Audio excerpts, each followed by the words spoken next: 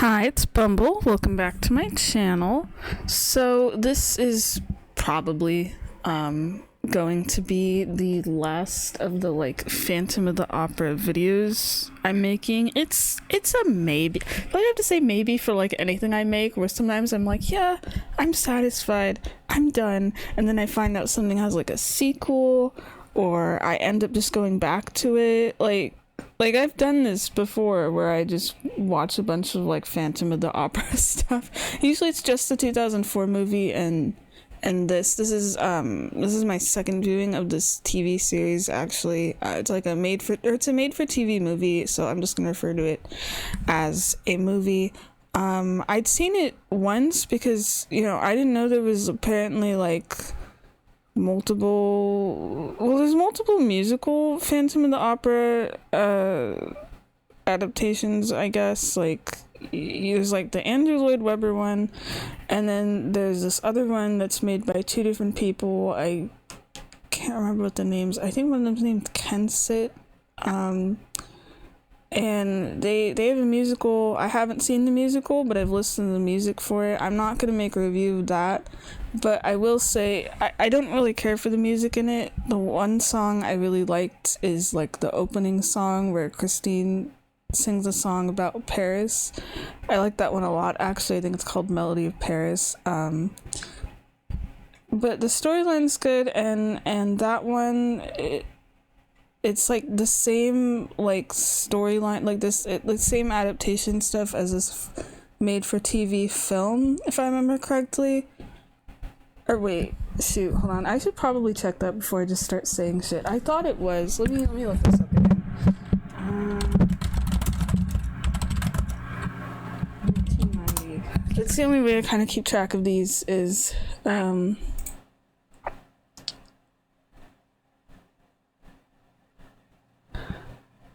Okay, yeah, it's adapted from the book, from the stage musical Phantom, and Phantom is the exact musical. Yeah, it's by Yestin and Kopit. Yeah, that's what I'm talking about. It's a different musical that's based on the novel of the Phantom of the Opera, and this one, this musical got kind of overshadowed by the Andrew Lloyd Webber one. But yeah, that's what this TV series is. The movie, television 2-part miniseries. So it's basically a made-for-TV movie. Yeah, that's what it's based on, and I kind of know the storyline of that one even outside, the storyline of the musical and stuff. It's pretty much the same, except this is not. There is singing in this, because there kind of has to be. It takes place as an opera house, and it's part of the plot, but it's not a full-on musical, but I'm okay with that. I mean, I'm not used to the format of Phantom stuff because I've only ever experienced it through musicals, but no, this is good anyway. So that means there's a lot of dialogue and stuff, but the dialogue is pretty fucking good, actually. So the main differences of this one, the characters are sort of the same, even though they're different names. I'm gonna make some comparisons to the Andrew Lloyd Webber musical as well. This Phantom is more the character. They barely ever refer to him as the Phantom. Everyone knows his name is Eric, so I'm just gonna refer to him as Eric here. I mean, I know that's always his name and stuff, but in this miniseries and the musical and stuff, they always just refer to him by his actual name. He's more socially well adjusted. He still lives under the opera house, but he was raised there by his father. Oh yeah, his father is an important character. He has a dad who's alive and takes care of him and stuff. So because of that, it makes him more socially well adjusted and stuff. He's not as with the Andrew Lloyd Webber one, where he's murderous and angry a lot of the time. This one isn't that way.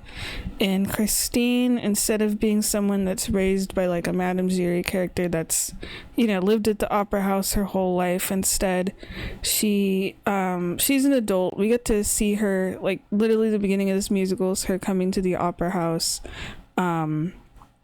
and she apparently gets like, she has a backstory. They reveal it later, but I'll just go over it.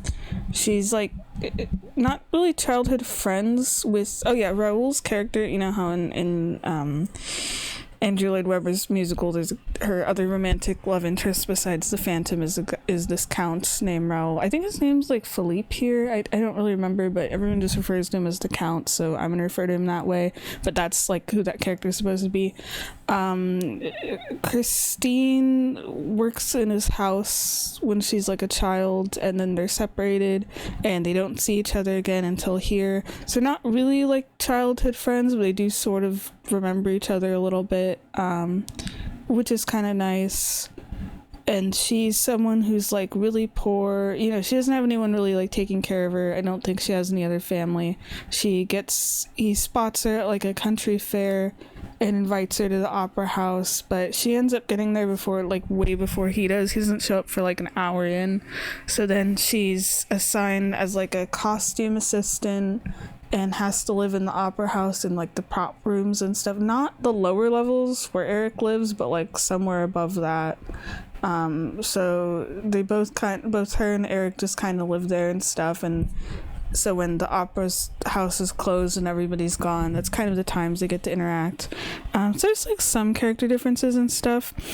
I want to talk about that mask. I think it's kind of cool. I'm so used to like the Andrew Lloyd Webber one where it like covers mostly half of his face. I'm so used to that seeing a full mask here is kind of interesting. But I've seen pictures of other like different versions. There's like other Phantom of the Opera movies and stuff where some of them do have similar masks to this. I just think it's interesting where it covers almost the entire face except for the eyes and the mouth. I just hate the shape around the mouth is like square. I wish it was kind of more round or something. It feels kind of weird. It kind of makes him almost look like one of those ventriloquist dummies or something, the ones that have that like little open piece so the mouth can like, or the lines under the mouth so the mouth can move. But I think it's interesting because you're forced to make eye contact with him in a sense because you can see, but I like that you can see both of his eyes actually, because that's the one thing with like Andrew Lloyd Webber's Phantom is because of the design, the mask and stuff, you don't really get the sense you can like see the eyes very well, or you just focus on like one eye or something. Like even with that filmed 25th anniversary version I watched and talked about, with the camera most of the time it's rarely ever like that the characters directly like seen by the camera fully. It's usually like you just see like the profile, like one part of the face and maybe like the eye, and that's kind of about it. But here it's like you see, you know, the multiple cameras because it's like a made for TV movie. You get to see all the different angles and stuff, and a lot of close-ups of the face of the eyes. And I think the black eyeshadow also does wonders for that too. It like forces you to stare. It is kind of funny though with just the mask, because like the Phantom, Eric's played by Charles Dance in this, and the only thing I've ever seen him in besides this specific movie is Alien 3. So like I know what his face looks like. I wish he didn't have the mask. He's like very handsome at this point. This movie's from the 90s, but so it's like in my brain I know what he looks like, but every time I stare at him playing this character because of the mask, it's like I forget what he looks like almost. I just focus on the eyes. But you know, he does good acting with that, even though you can only see like a little bit of his face, and so like his mouth doesn't really like emote very much. Like he doesn't usually like smile or anything, but it's like all the performance besides, you know, his voice and his actions and stuff is like all in his eyes, just like the way he stares at people and stuff. And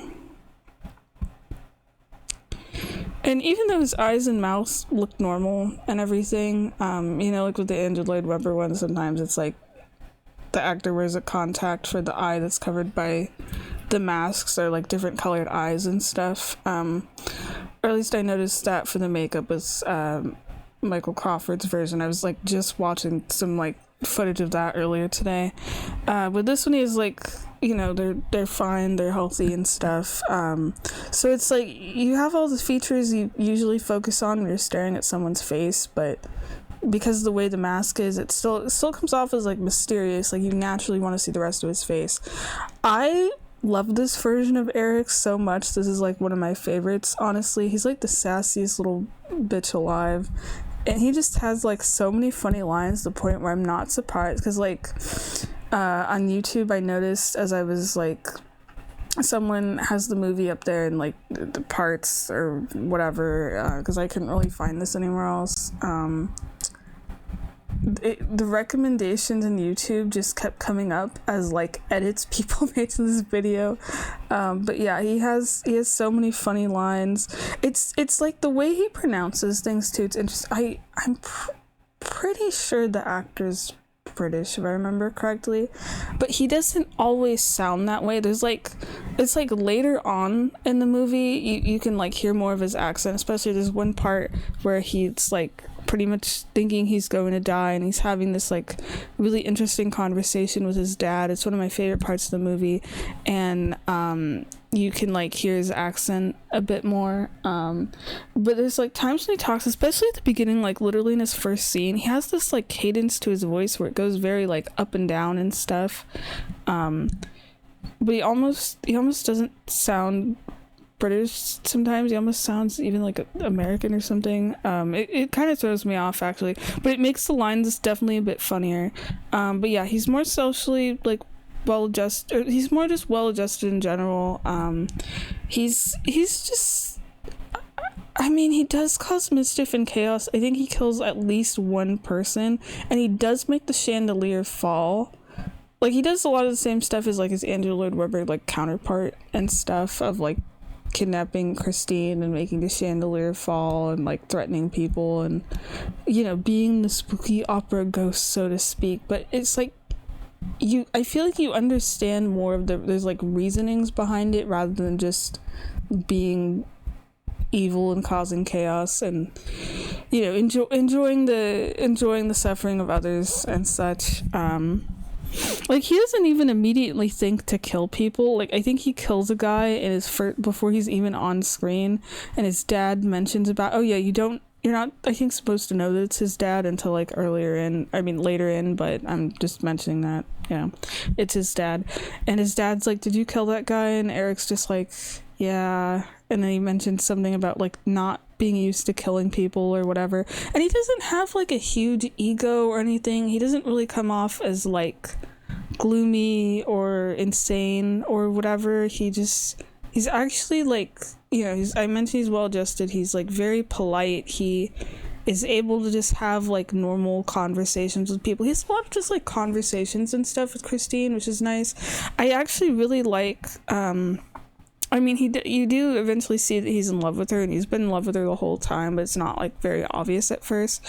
He does really take on that like teacher figure role to Christine, especially because you do see him like training her voice and stuff. They have like several meetings where, you know, they're like doing vocal work or the lessons and stuff, and I think that's kind of cool. Like they, you know, like in the Andrew Lloyd Webber one, he like grooms her since she's like a child of being like the angel of music and potentially her father, but then in this they actually just meet each other for the first time, and you get to see it on screen where he approaches her in the middle of the night and is like, hey, I'm not trying to scare you, but your voice is beautiful and I'd be honored if you'd let me teach you and train you to do better.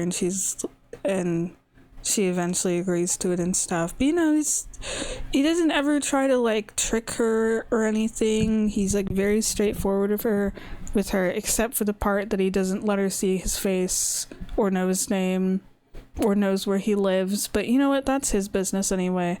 Like he doesn't try to spook her or act too romantic or anything at the beginning. He's just, I mean, he is a romantic person, and I do like that. I guess I just mean more like being too forward with her from the beginning. He highly praises her voice and stuff, and he wants to help her career.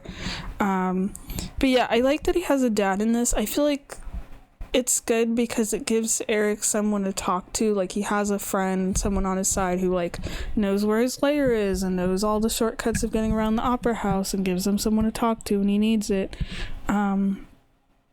because his dad is the one that owns the opera house, and it's said later on in the movie Eric's the one that like really kind of makes all the decisions and whatever. And the dad, their first conversation together is about like, besides, oh hey, did you kill this guy, Eric, is about how he's forced to leave the dad, or like he's not in charge anymore, and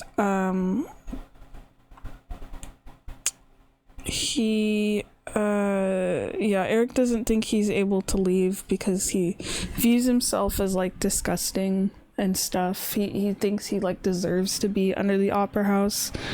And he is this whole thing of like not wanting to be seen by other people. Not in the way where he like screams if someone sees him, but more so of like he's worried his face will scare people that badly. Though I do think it's interesting that like, you know, the dad is aware that Eric views himself as like this disgusting creature, but his dad doesn't even try to convince him that he's not or anything. I don't think Eric would believe him anyway. Like the dad does try to like politely lie to him about certain things sometimes, or things that Eric will like believe is a lie, and he'll call him out on it. But his dad is an interesting character where he's kind of more of a friend than a father at first. Like he's not mean, but he also doesn't really show like affection until like later on in the story. But he does have character growth because you find out his whole backstory, and why Eric's there and whatever, and he goes from like wanting his son to die as a child to like viewing him as an irreplaceable friend and stuff. And they have this other thing where the new owner of the opera is married to Carlotta. Carlotta just comes off as more of like a Disney villain. I feel like in every version, even of like the different versions of like the Andrew Lloyd Webber musical and stuff, I feel like Carlotta's always portrayed very differently, so I have like different opinions of her. Like in the other musical, I'm just gonna refer to it as the other musical. Is that probably fine? The 2004 movie of it, Carlotta's like this kind of comic relief character, but then when I was watching the 25th anniversary musical, I always feel like I have to specifically refer to it that way because, again, I haven't seen like the normal versions of that musical, so I don't know what things are different or not or whatever. Carlotta comes off to me as like, you kind of take her a bit more seriously. She feels like a bit more antagonistic towards Christine, but then there were some times where I did kind of feel bad for her, and then with this one she just comes off as like a Disney villain levels of like pettiness or whatever, and I actually hate her, but it's because of the way she treats Christine. It just, besides being like jealous of her or whatever, I'll explain more of it later. I like this version of Christine. She comes off as almost a little too much of like a doormat and stuff. Like she thinks like the best intentions of other people. Like she never suspects Carlotta of anything or tries to like defend herself. Everyone kind of hates her actually, except for Eric, his dad, and the Count and stuff, because this Christine, there's also the other thing of like, she's poor. They found her at like a country farm singing, and she gets hired on, and the Count isn't there to like kind of be on her side or anything when she first gets there, and all the other like dancers and staff and stuff make fun of her all the time, but she never tries to defend herself or get it or seem upset about it or anything. It's interesting. What else?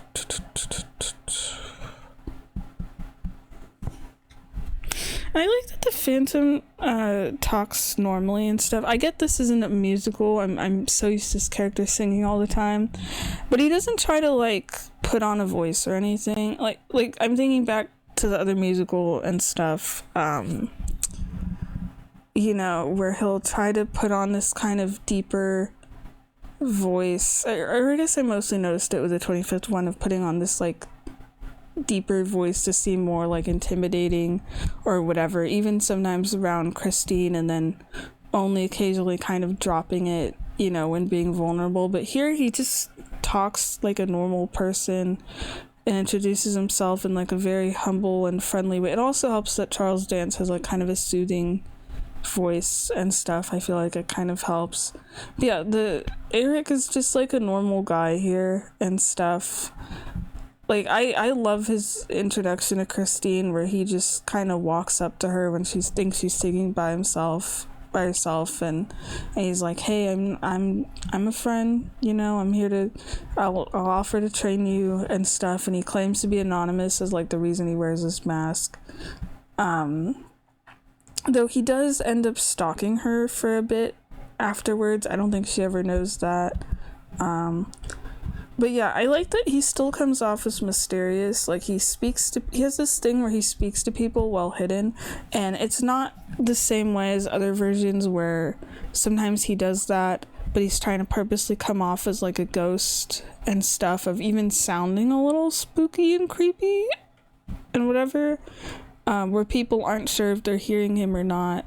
But then here it's like he's just directly talking to people as if he's in the room and stuff. Like there's this security guard guy that is talking to Christine and tells her like, oh, I don't think I'm allowed to let you stay here. And then you hear Eric, after Christine leaves, directly tell the guy, and the guy like nods or something of like, hey, can you, as like a favor to me, can you just let her live here for a while or something? And he's probably just like behind the wall. Like he does actually kind of go out a bit more. There's a part where he actually goes out, like physically outside the opera house, and he just stays there for a while, but it's just so that he can eavesdrop to hear Christine. That's really the only way he goes out for anything. Like he shows up at box 5 at the end to watch her perform and just stuff like that. So he's like a little more adventurous, kind of exploring of things. And then he does actually appear in like the upper areas of the opera house, and just kind of hangs out there, but it's mostly just to have the music meetings with Christine, where they even use the pianos around and stuff. They have these like secret secret like late night meetings and stuff. I think that's pretty cool. And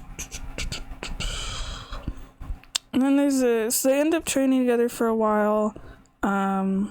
Oh yeah, the other thing about Christine, I know in most or like with the other, I was gonna say most versions, but no, the other musical, where she doesn't like advocate for her career or anything. And here she's kind of the same way, but it's even worse, where Eric's trying to tell her of like how beautiful her voice is, and she should be allowed to like sing professionally, and she doesn't even get the chance to try. Like with the beginning of the other musical, where, you know, they need an understudy, and Madame Giry or Meg like volunteers for like, hey, Christine can do this part, and then everyone hears how amazing she is, and then she gets to just keep performing or whatever. But then here there isn't a thing like that. She just shows up to the opera house, and they're like, okay, you're gonna be a costume person. So she isn't even given the chance to sing.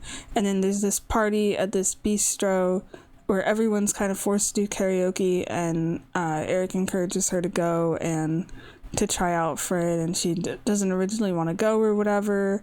I think she's just like too shy to sing in front of other people and stuff. But then it's kind of nice. He helps her get ready for the party. Like he gives her a dress to wear. There's a part where he's holding up a mirror where she's like brushing out her hair and stuff. He really is just like her number one cheerleader, like reassuring that she's gonna do fine and stuff. But yeah, I like the part with the bistro. We do get to see her sing, but then Eric's standing like right outside, and you occasionally get to see him, and he's enjoying listening to her like so much. He's only able to do it because no one else is outside at the moment. But it takes like an hour into this. This thing's like 3 hours, by the way. It's, I think, split into like 2 parts. For Christine to be able to sing. It's kind of like an anxiety filled scene a little bit, because the Carlotta's there, and she also goes up to sing. She doesn't do it on purpose at first. She's like persuaded by her husband of like, hey, go on there and like sing too, because you know he thinks she's like amazing or whatever, and Christine looks like a little bit uncomfortable and whatever, so she gets a bit overshadowed. And then the Count is finally introduced, and he goes with Christine on this nighttime romantic boat ride. I thought the lighting of that scene was actually really cool. I thought it was like well shot and stuff. And she finally gets to have some fun, and then meanwhile everyone else at the opera house is like desperately waiting for her to come back. And Eric's waiting for her, and it's kind of sad because it's like she missed her lesson with him and stuff. And Carlotta is also pacing around waiting for her, but it's kind of funny because she's like jealous of Christine and is trying to like find out who her tutor is. We get a bunch of Christine's backstory stuff, and then she kind of like reaffirms her like romantic feelings to the Count, which is interesting because like before they have their boat time ride, she doesn't really seem romantically interested in him or anything. I actually kind of forgot that he was in this, if I'm honest.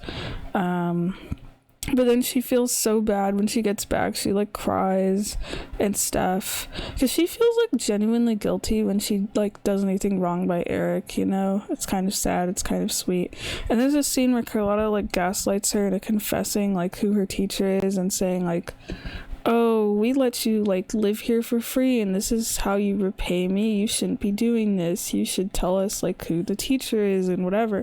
Even though she's living under the opera house in this area with like a bunch of like the costume room. It's not even like an actual living area or something. And she just appears so sinister and stuff. Like she promises like, oh, I won't like tell who your teacher is if you tell me or whatever, even though she obviously has bad intentions. She's just trying to like be manipulative of Christine, and it's like kind of hard to watch, honestly. She's doing all these things to Christine, and Christine, I think it kind of hurts more because she's so innocent in this that like, and just believes the good in everyone around her, that not only does she like, she doesn't try to defend herself at any point or be like, hey, you're being mean. I don't think she even realizes it, so it's kind of sad to watch. And Eric does have her back on a lot of things, and sometimes he does go a bit too far, like dropping the chandelier or whatever, but you know, he's like her protector in this. It's kind of nice. Like he does sort of malicious things of the chandelier thing, or there's a part where he releases a bunch of rats onto somebody, but which I mean, okay, that's like a bit much, but it's also like you get the reason why a bit more. He's like doing these things. It's directly because people are like making Christine upset, not like he's doing this just to like punish them. I mean, he's doing it to punish them, but like it's because of her and not, you know, partially like he's doing it out of enjoyment or anything. Or for like not following his instructions or whatever. Oh yeah, there isn't any of that, by the way, of like the people at the opera having to follow his instructions or anything. I mean, he does send them like notes about things occasionally, but it's not as strict as like the Andrew Lloyd Webber musical and stuff. And there's a couple, like actually more scenes than I thought, of like the Count and Eric's dad and other people and the police kind of working behind the scenes throughout the story of like trying to catch Eric and figure out what's going on and stuff. Like you definitely get like a bit more of that, which is interesting.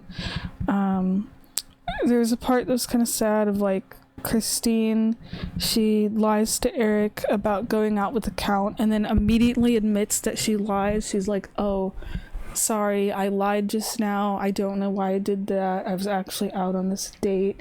And she feels really bad. She's just like not a good liar either. And then she gives him a hug afterwards, and she says how like, I didn't want to hurt you, none of this would have happened without you and stuff, all these like good things happening to me. And he looks so startled. Like I wouldn't be surprised if his father never hugged him. Like he doesn't freak out over human contact or anything, like in the other musical, but like you can tell he doesn't get it often, also because it's like a hug from Christine. He's like, whoa, but he doesn't look like he's going to explode or anything. And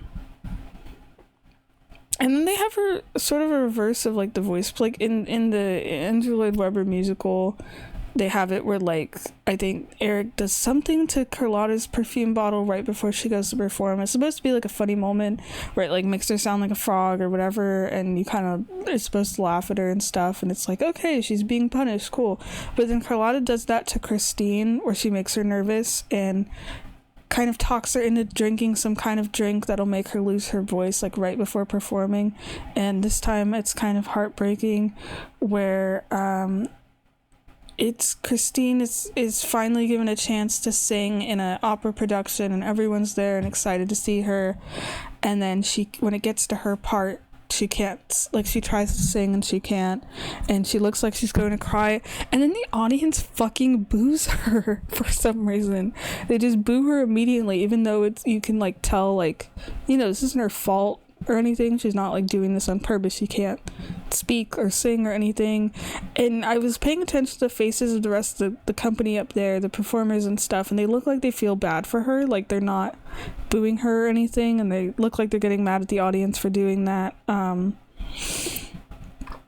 yeah, you feel bad for her, and the Phantom is like panicking and stuff and looking at all the people booing Christine, and it makes him angry, and he forces the chandelier to fall, and you do actually get to watch it drop, which is kind of cool.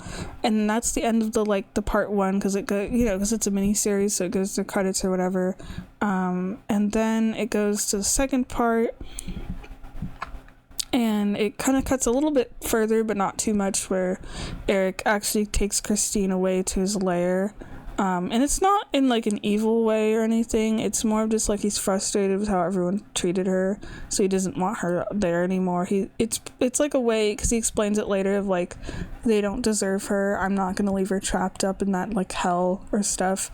Like, I kind of misunderstood it at first. I thought he was just kind of taking her away temporarily, of like, okay, these people stressed you out, you can come hang out at my house or something for a bit, and then we can go back. No, he was taking her to like stay with him permanently. He was like that pissed off at like everyone else. Which is sort of what I originally thought. I thought it was better intentions, except she's asking where she's going and she doesn't know where it is and not consenting, so that part of it kind of sucks. And they do have it kind of like the Andrew Lloyd Webber musical a little bit, where Christine performs on stage and the police are there and they fail to capture the Phantom, and then he kidnaps her and stuff. But here it's kind of more a bit sad, and I like the look of his lair. It's not anything spooky with like candles. It's like what you'd expect it to be, of like this sort of kind of broken down walls of like the opera house. There's all these old horses and props. The boat and its paddle are so less cool. Actually, it's kind of a bummer, but it makes sense because they're just props. Everything he has down there is just props from the opera house. So that, and I feel like having the like taking Christine to the lair and stuff kind of fits good in the story here, of like Christine had just had a stressful moment, and Eric's upset. Everyone's just kind of upset. They need a bit of a break. This part's like a bit of a breather. And they already had met and were already becoming friends and stuff. So I feel like it flows there. And the music at that part too, it's not anything scary of like, oh, she's being kidnapped in this lair or whatever. It's that it sounds kind of whimsical and serene. It's very like gentle, like it's like we're going to some kind of magical place, and there's like flutes and stuff. It's kind of cool. Oh, I forgot Eric does sing. Well, he like sings a full song later on. He has this duet with Christine that's really beautiful. I don't think it's Charles Dance actually singing it though. I think it's someone else. But at this part, I kind of assumed it was him. Where Eric, I guess Christine faints or falls asleep or something. They kind of don't show it on screen, but they're in the boat, and then the next shot is Eric carrying Christine in his arms, and she's like passed out or something. I like the way he holds her too, where he actually holds her like really close to his body. Her head's kind of on his shoulder. And he lays her on a bed and sings her to sleep. And he doesn't sing anything that has words or whatever, but his voice sounds really pretty.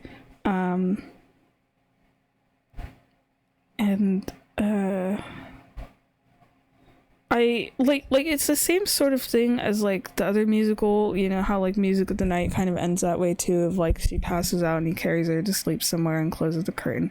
But in that, that always felt kind of like, oh, it's kind of soft, but like it's kind of like sexual vibe. But here it feels very sweet and gentle. I don't feel like there's any like sexual vibes with it or anything. He just carries her there and lays her on the bed and kind of sings at her a little bit, you know, without any words or whatever, and then he leaves.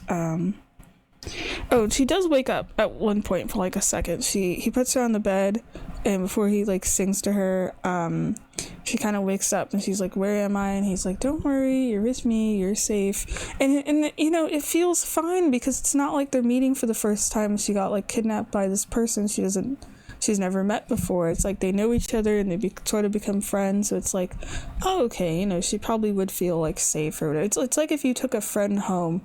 It's like with movies when they like have to take their drunk friend home and they have to like gently kind of put them on the bed or whatever. It gives like the same vibe as that, and he like stays with her until he knows she's asleep, and then it gets a little weird from there, where he goes and sets up traps and bombs and things, and meanwhile she wakes up alone and wanders around his lair or whatever. And then it gets a little weird. Like at this point I was like, okay, I'm like fine with them having a romantic relationship if it looks like it might develop that way. So far there hadn't really been anything like romantic or anything, and she gets this part where there's a giant ass picture, this painting that looks exactly like Christine, but it's not. It's Eric's mom, and there's this whole part I was kind of confused about where there's a headless doll in a baby like crib, and the head of the doll is upside down. It's kind of a little bloody for some reason. It's hanging next to a picture of the mom. I don't know what that means, but it sure as heck spooks Christine into leaving. And then meanwhile, as this is happening, Eric's getting his revenge and he's covering Carlotta with live rats and stuff, and I think that does some kind of psychic damage to her, because the next time we see her, like 30 minutes later or something, she's suddenly singing and happy and kind of looks like she's lost her mind. I don't know why Eric has a box of live rats, but sure, whatever. And then he goes back and he talks to his dad for a bit. Oh yeah, his dad's named Gerard. I forgot about that. I think in my notes later I refer to him just as Gerard, so I might switch that up a little. He's talking to Gerard, and Eric's saying how he's like ready to fight everybody, and Gerard is like, hey, I think you should really take Christine back. And he even offers to do it. It's smart. Like, he plans things. He's like, I can take Christine back myself. I can make up some kind of lie. They won't come to search for you. And Eric's just like, no, I'm not sending that angel back to hell. She's gonna stay here forever or whatever. And he says this thing about believing that he was born to live under the opera house and born to love Christine and to hear her sing, and that's kind of when it's more revealed of like, okay, he does have romantic feelings to her. I feel like it wasn't as obvious and stuff like before this moment. Like, he wasn't like directly romantic towards her, just kind of more of that like teacher role, but like developing into friends and stuff. But yeah, he plans to keep her down there forever. And then I like that as soon as he's done telling his dad all this stuff, he goes to find where Christine's hiding, because he knows that she's hiding somewhere. Gerard, not Eric. And he's like, hey, you need to get the heck out of here. It's dangerous. It's nice that since this point where he knows like, okay, my son's in love with this girl, this can only end badly and whatever, you know, he's determined to keep Christine safe from this point onwards, even if it's kind of like going against Eric's wishes and stuff. And then she gets to ask him questions, and she says of how she doesn't want to leave Eric behind. She's fine with staying with him, because she wants to make amends and stuff. Or wait, no, that's later. She feels bad and she doesn't mind staying with him, but especially because she finds out his like backstory, she like asks questions and is like, hey, I'm not ready to abandon him, I love him and stuff. So we get this whole backstory with Gerard and Eric's mom. It's a little creepy because the mom, you know, because she's supposed to look identical to Christine, is played by the same actress that's playing Christine in this, so it comes off a little weird. But anyway, the backstory, because it's like really important actually, is that the mom was like this ballet dancer or something at the opera house, and Gerard falls in love with her, and she has a beautiful singing voice, and she says how singing is like a private thing for her, only to like the person she loves. And Gerard's like, I'm gonna make you into a singer or whatever, because he's like narrating all this, and she doesn't care about becoming famous. She does become like rich and famous. She only cares about being in love. And then it turns out she's pregnant and she wants to get married, but had been married to someone else and didn't want to tell her or whatever. So then she tries to abort the child. I think they say because like, oh, she knows she's giving birth to like a bastard child or something. And at this point, she's somehow poor. I was kind of confused by that. And then she has to go under the opera house to like give birth or something in like the stables or whatever. I actually really like that, even though Eric's described as like born ugly or whatever, in this version, his mom loves him completely and sees like nothing wrong with him. It's described that she thinks he's beautiful or something. And that he loves her voice and remembers her voice, and that's the whole reason he's obsessed with Christine, specifically like her voice and stuff. I mean, I fully believe, I think it's hinted at, like when he hears Christine's voice for the first time, he probably like thinks of his mom, and that's what gets him to like go towards her and stuff, like an attraction, but not in like a romantic way or anything. And then she dies, and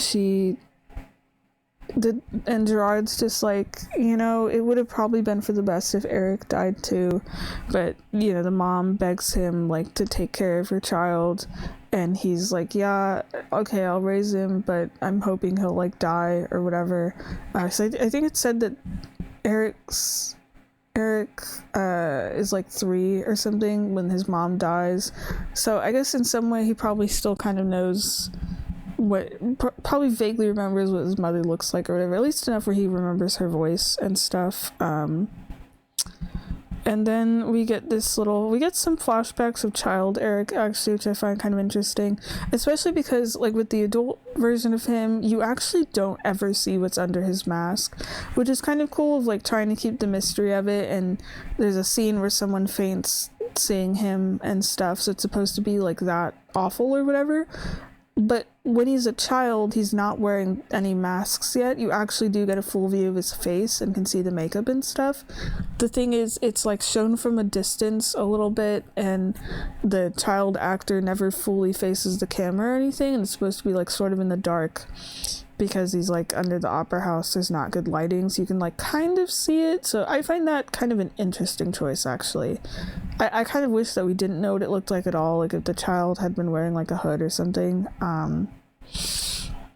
But I'll talk about that later. So there's a part where Eric's crying under the apparently like cries and stuff, and everyone assumes that it's a ghost. I find that kind of sad. You mostly just see in that one flashback that his cheek is like really, really red, but you get to see more of it later, so I'll describe it later. And then his dad says how he didn't want to tell Eric that he's his dad because he didn't want him to think that he'd abandon him. Well, he says this to Christine. He doesn't mention this to Eric yet.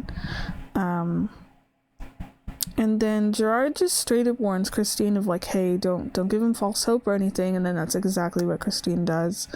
But I do think it's sweet. She like wants to stay just to like say goodbye to him and stuff, and she doesn't really want to leave him.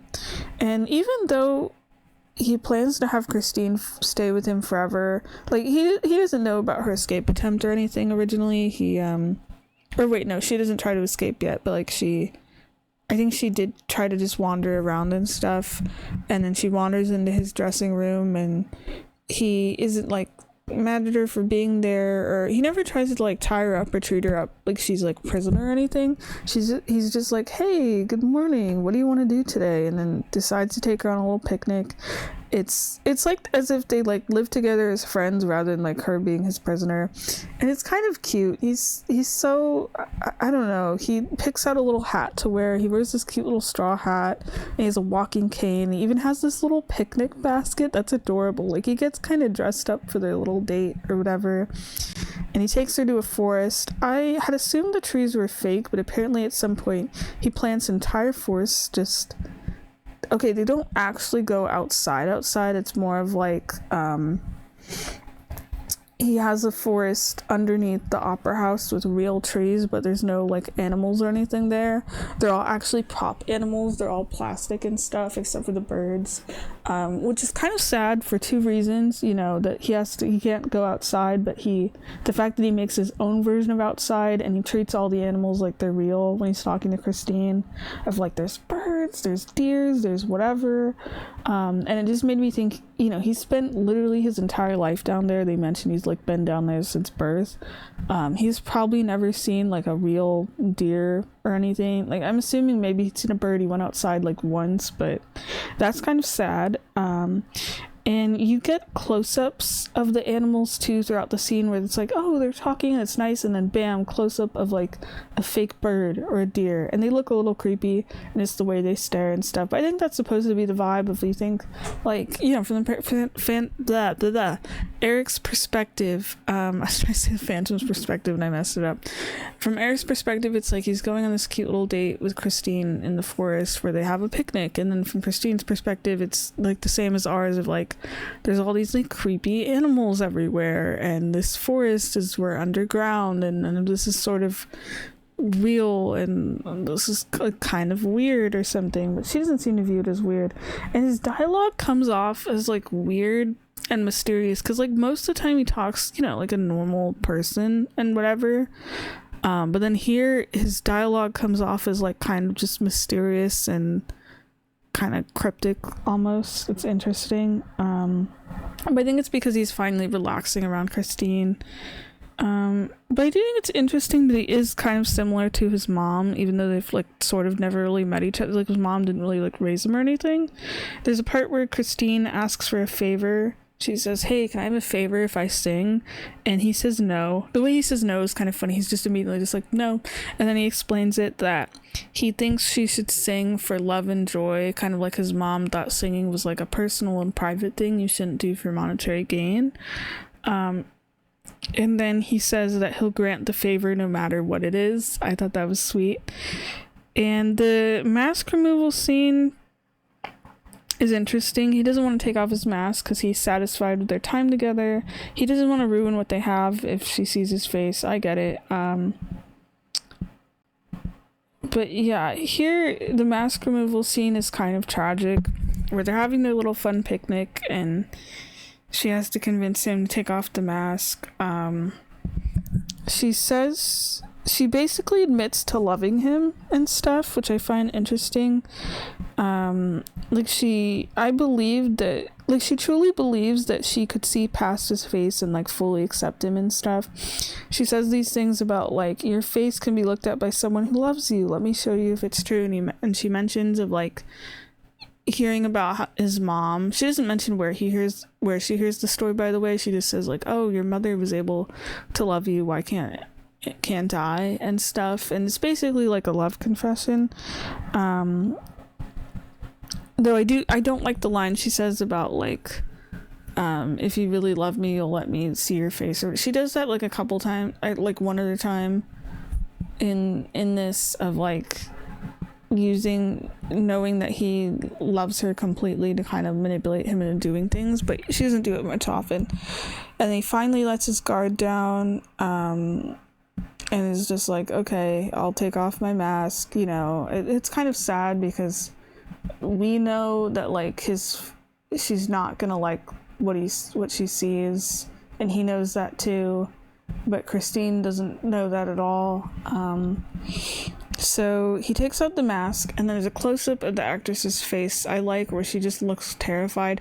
Not the kind of terrified where like if this was a horror movie or something, she'd like the way a damsel would like scream at a monster. She doesn't actually scream.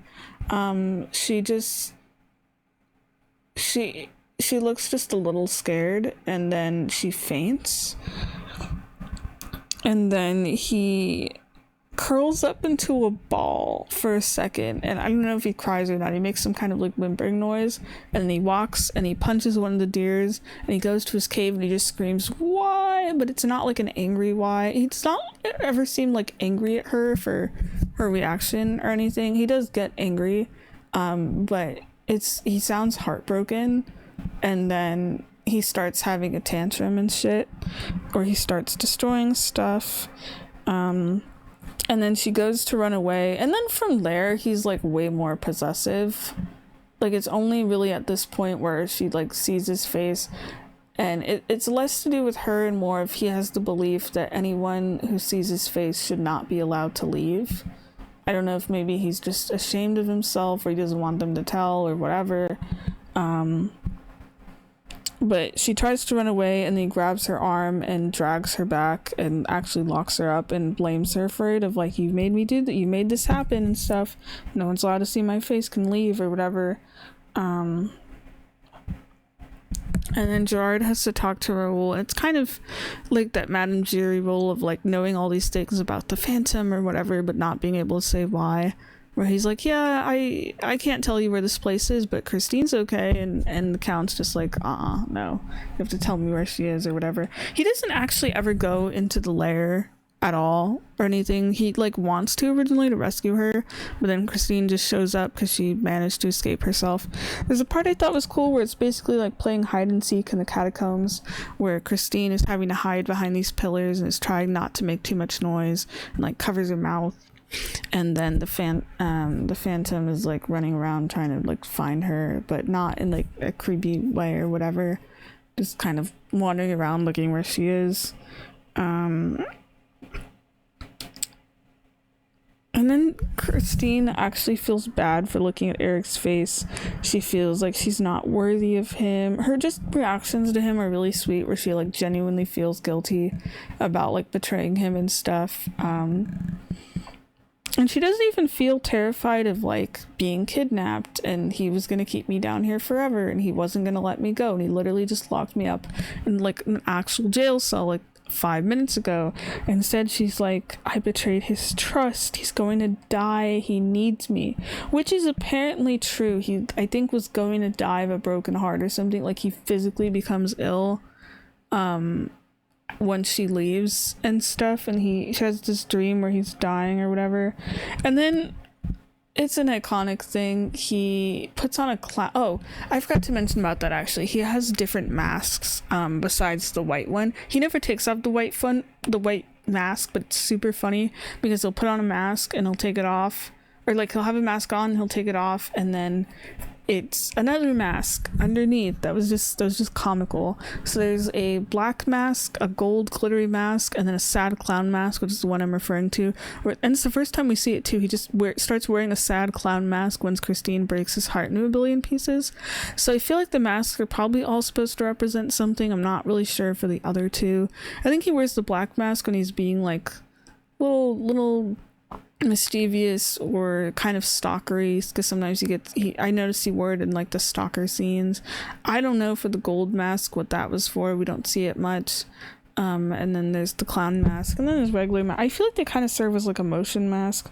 But there's one part I like where we check up on him after his tantrum or something, and he's wearing the sad clown mask, and he picks up this wig that kind of vaguely looks like Christine's hair. It's like sort of blondish and long, and he holds it up to his face and just kind of keeps it there for a second, and then he looks in the mirror and you can barely see his eyes a bit, but they look like they're almost red from crying, and he doesn't say anything either, and he's alone down there, but I feel like it tells you all that you need to know. And then Eric has this conversation with his dad that I thought was cool. It's like probably my favorite part of the movie. It's just entirely reflective. It's basically like Eric knows and has already accepted that he is going to die, so it's kind of treated as like his final conversation with his father, but he also talks about Christine and stuff, and saying how he actually isn't mad at her for like the reaction to his face or anything. He's like finally calmed down and stuff. And he says this thing of like, that she was in love with him and now she's not. And then the dad admits to like, hey, I'm your dad, because he's like, because Eric's like, do you want to see my face? And Gerard's like, I've already seen it. And he's like, when? And he tells this story that I think is really sad, actually, where Eric at some point as a child is like playing, down there. He has like this little toy boat or something under the opera house, and one day he walks, how there's a bunch of water, and he goes and he sees his reflection for the first time, and he doesn't realize that's him. He thinks it's described as like a he thought it was a sea monster, but it was actually your own face. And that's when you get a better look at the makeup, which I wish we could get a close-up of it, because it does look a little scary. His face it actually isn't like skeletal or anything. You know how like in other versions and other things it's described as like skeletal and stuff, or like with the Andrew Lloyd Webber musical where he's got like the white tufts of hair. I mean, here he's like a child, so he wouldn't look aged or anything like that, and he has, you can see part of his skull or whatever. And then here it's I'll describe it the best way I can. His face is like red, or like it's really, really bright red. I'm not sure if it's the whole thing or not. I don't think so. It's hard to tell because he wears like eyeshadow, but it's around his entire eyes in like once he's an adult, so you can't even see what color the skin is there, but the skin around his mouth looks normal and stuff, and his mouth actually looks normal, which kind of was distracting, because I'm used to with the musical, the other musical, where his mouth is kind of like puffy and a little weird looking. But here's Mouse normal and stuff, which kind of makes me mad because Christine never kisses him in this, and I'm like, he's perfectly nice lips. Why don't you kiss him or something? But yeah, his face is red. It looks like it's covered in something, almost something brown, maybe brown, I don't know, besides the red, that it looks like really thick and patchy. I'm wondering if it was some kind of weird thing with his skin or something that resembled scales, because the child is a child, but he mentioned specifically like sea monster or something, so that made me think of like dragons and like scales and stuff. Maybe something that vaguely looks like that, or like something that like kind of covers the skin. I don't know, I'm curious because I thought it was like actually interesting for like, what his face is supposed to look like and stuff, and I would have liked to see it, especially because the reaction, like Christine literally faints upon seeing it for the first time, especially after she had been warned, like, you don't want to see it or whatever, and like fully believing that she could because she loved him. Okay. But I notice his voice sounds a bit different here. He doesn't sound very bouncy or like going up and down or anything, and sounds like a bit more British, actually. I think because he's calmer. He actually seems really depressed. But before I talk about that, I want to mention how I like that Eric, Gerard finally confesses of like, hey, I'm your dad, and Eric's like, yeah, I know, I've known this whole time, I've kind of just waited for you to like finally feel comfortable to tell me and stuff. And he says that he knew his eyes weren't his mother's, they're his father's. But he has this line I thought was interesting where he says of staring at his eyes in the mirror, or it's something of like, my eyes are the only thing I can stare at without wanting to break the glass, because like, he's not like a circus freak in this version or anything where, people would be telling him how disgusting he is or whatever, whether he can see his own face or not. So, hearing that all the time, you'd think you're like, maybe I am a monster or whatever. But here, he has a dad that cares about him, and I'm assuming doesn't tell him he's like disgusting or whatever. But he saw his own reflection, thought it was a monster. So I'm assuming it's that he's ashamed of his face and doesn't want people to see, not just because he doesn't want to scare them, but he hates his own face, which feels actually kind of sadder. And and that his dad didn't want to give up on him because he believes he has his mother's soul. And they do have a lot of similar traits and stuff, so I feel like that's true. I mean, they're both blonde as well. Like, I'm assuming that's his actual hair. It didn't ever seem like a wig or anything. I don't just mean for the actor, but like, I mean, I know the actor's blonde, but you know how in the other musical, it's like a wig that he wears that he takes off, and he has like the old wispy hair and stuff. But here I think it's his actual hair. I think he is supposed to be a bit younger, but I think he has to be older than Christine. They don't really like mention about that or anything, but I'm just kind of assuming so. I'm not really sure. He kind of gives off like Eric gives like a fairy godmother vibe to like Christine, that kind of role. But yeah, hearing about him like wanting to die or like so willing to is kind of sad. He's just so depressed. He doesn't want to scare anyone. He doesn't want to bother people's existence to the point where he wants an unmarked grave.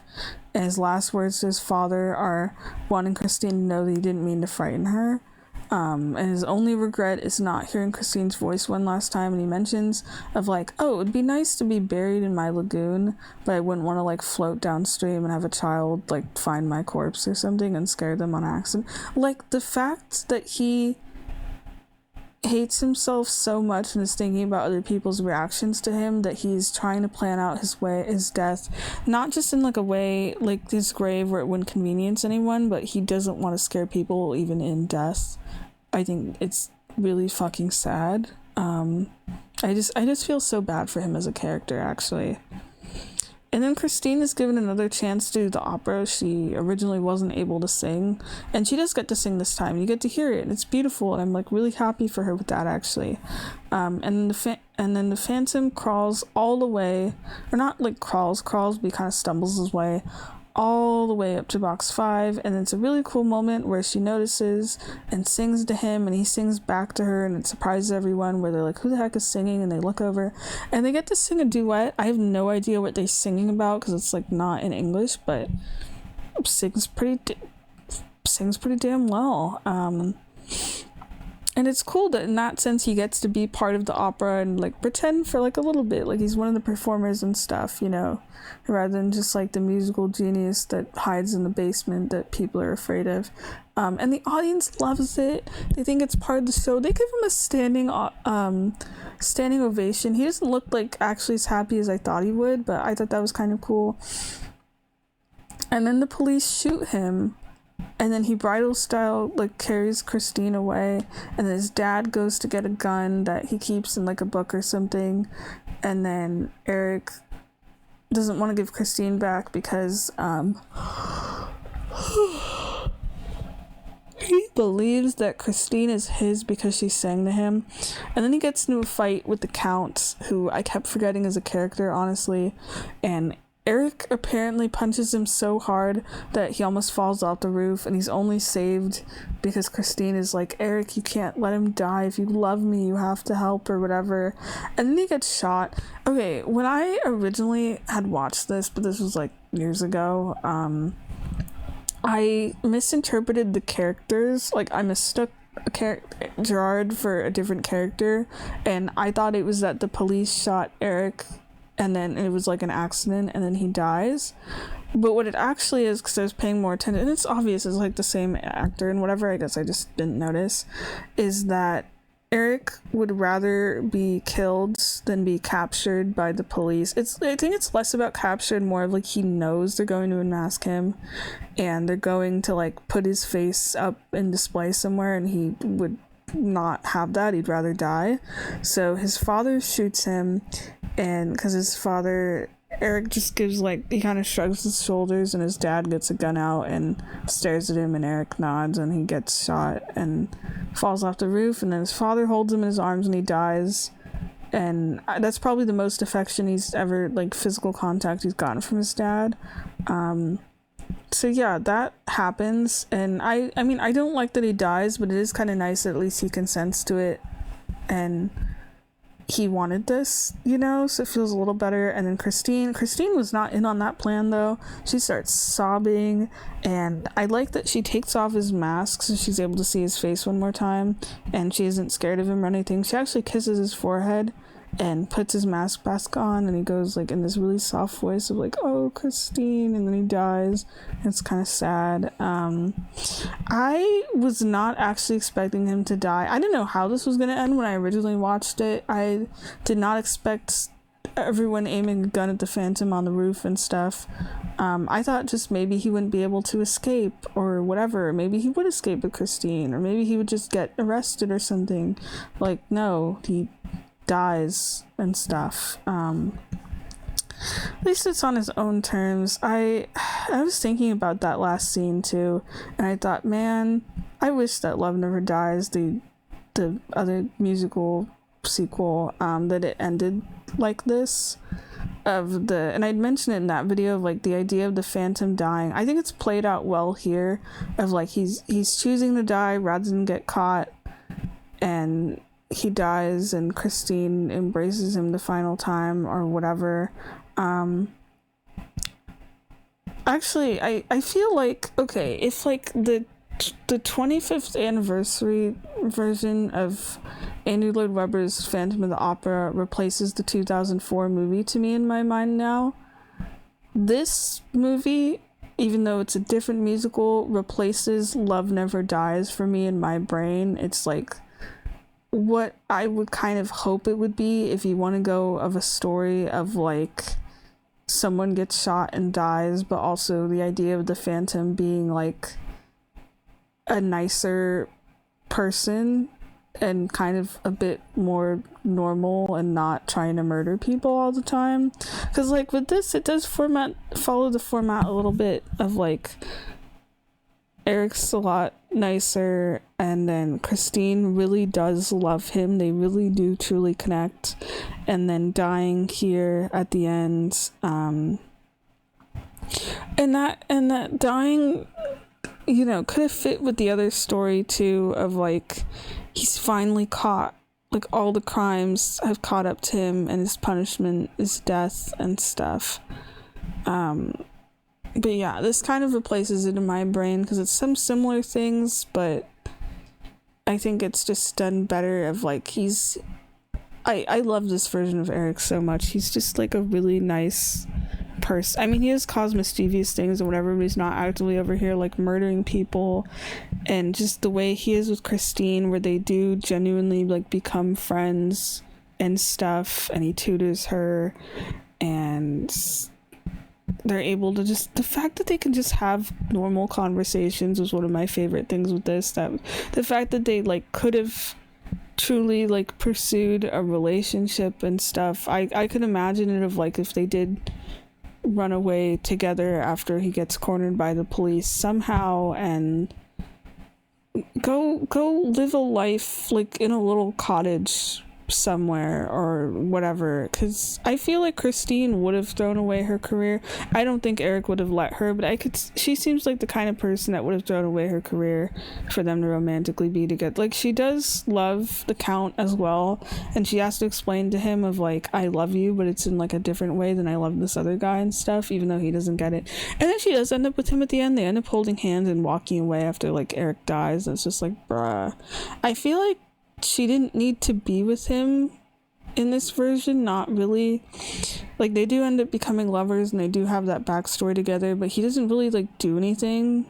Like, he does originally plan to save her, and he gives this whole speech to Gerard about like, you know, I've loved her this whole time and I'm willing to do anything to save her, and it's like, good on you, dude, but you know, he doesn't really contribute anything to the plot. If anything, the police have more of an importance in the plot than he does, and like the current opera manager and like whatever the hell Carlotta's doing before she gets attacked by rats or whatever. I'm to the point where I kept forgetting that the Count was in this movie and stuff. So I don't know. I feel like, you know, if she couldn't have ended up with Eric, she could have just not had another love interest and then gone back to whatever, you know, maybe go back to her career. Maybe his death motivates her to try harder. I mean, she had performed that opera and stuff, and like they know she can sing, so maybe she like continues a career there or something. I don't know, but yeah, this is cool. And then there's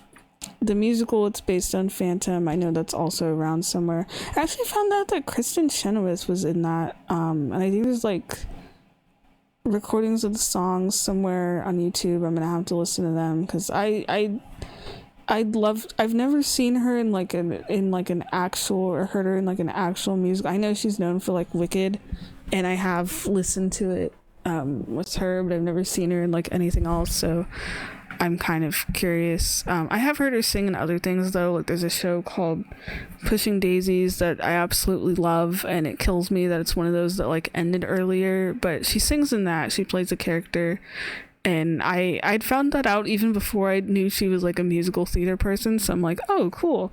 But yeah, that's probably it for me with Phantom stuff. I want to kind of venture into that musical and kind of see more what it's like, because I know a bit about it.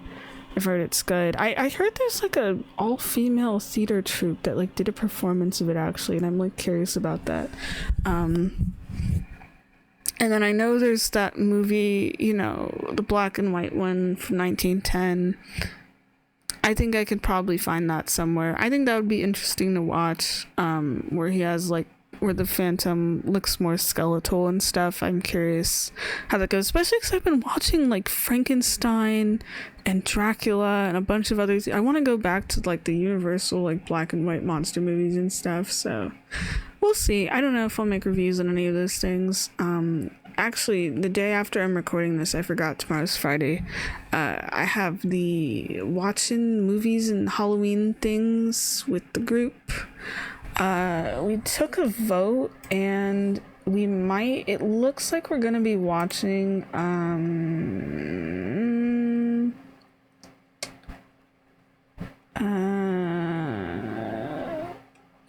it might be Friday the 13th, the first one, which I've never seen, so I'm hoping that's what it is. So if we watch a movie, because it might not even be a movie, it might be something else, maybe there'll be a review on it. So that kind of also determines my like Halloween movie reviews, is just what I watch with this group, and it might be things I've never seen or heard of otherwise. I'm gonna watch The Fly for sure. I'm gonna watch that with my dad though, probably like next week, so I don't know if that'll be up by Halloween or October or whatever. And I have some horror movies I'd like to watch. Hopefully I get to watch Leprechaun at some point. And there's other things I don't remember. I'm also debating on watching the Steamboat Willie horror movie, but it looks bad, so all right, I'm going to bed. I'm asleep. Oh wait, no, A Midnight Summer's Dream, I know it's not Halloween, but I want to go along with whatever kind of brand of fantasy this like early 90s movie is, so I found A Midnight Summer's Dream. It's from like the 90s. It looks really freaking pretty, so I might watch that. There might be a review of that after Halloween, and I think I'm gonna watch the female Ghostbusters movie. I'm a little curious about it. That counts as a Halloween thing. I know it's the thing that everyone says it's bad because like the writing's bad, but it also looks silly. Probably not silly in like a funny way, but like with the original Ghostbuster movies, I remember watching them and being so surprised. I'm like, why do these feel like SNL movies a little bit to me in terms of like the comedy and stuff? It's like way more wacky than I actually expected, especially compared to like the newer Ghostbuster movies where they're like completely serious and stuff, which is fine. Those are also really good, but I actually kind of miss the like really wacky stuff with like Ghostbusters, so I might check that out. I was gonna do that today, but it's already 11:30 p.m., so no more movies for me tonight. Alright, yeah, that's it for this. We'll see if there's any more Phantom stuff, and I'll see you next time. Bye bye.